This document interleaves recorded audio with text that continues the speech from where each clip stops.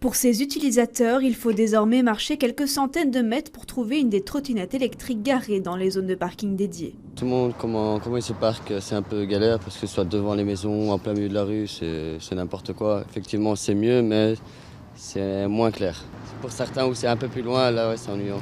Woluwe-Saint-Lambert fait partie des 6 communes dans lesquelles on ne peut plus laisser sa trottinette n'importe où, sous peine de sanction. Au printemps, la commune a adopté une nouvelle réglementation qui nous permet de saisir les trottinettes gênantes situées dans l'espace public et de les stocker au dépôt communal. Donc on exige une redevance et on peut aussi dresser une SAC, une sanction administrative à l'égard des opérateurs.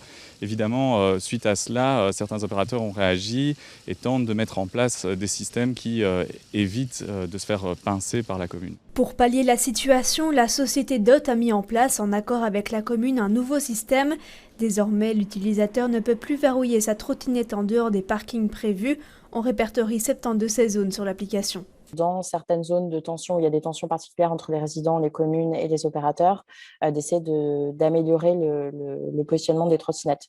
Mais on pousse toujours et le but, c'est vraiment d'avoir quelque chose d'homogène et de global sur la région. La situation n'est pas encore idéale pour accueillir ces zones de parking qui ne sont pas indiquées, ni par marquage au sol, ni par infrastructure prévue à cet effet. Un des risques, nous constatons déjà que les trottinettes sont stationnées à des endroits réservés aux vélos et donc il y a des arceaux vélos qui sont pour l'instant monopolisés par la présence de ces trottinettes. Il y a forcément un temps d'adaptation quand il y a un changement comme ça, donc je pense que ça va mettre quelques jours d'ici à ce qu'ils s'habituent au changement.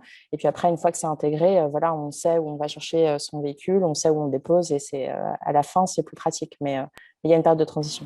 Actuellement, seuls 2 opérateurs, Thiers et DOT, ont mis en place ces limitations de stationnement qui pourraient donc être adoptées par d'autres opérateurs sur toute la région.